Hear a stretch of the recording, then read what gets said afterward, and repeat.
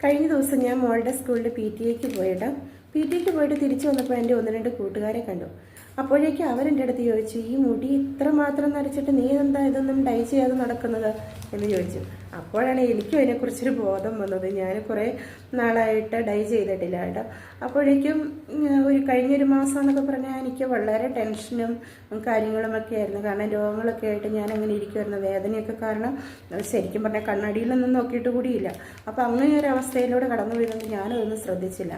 പിന്നെ മോളോട് ചോദിച്ചപ്പോൾ അവളും പറഞ്ഞു നന്നായിട്ട് നരച്ചിട്ടുണ്ട് എന്ന് പറഞ്ഞു. എന്നാൽ എന്തായാലും പിന്നെ ഒന്ന് ഡൈ ചെയ്ത് കളയാമെന്ന് വിചാരിച്ചു.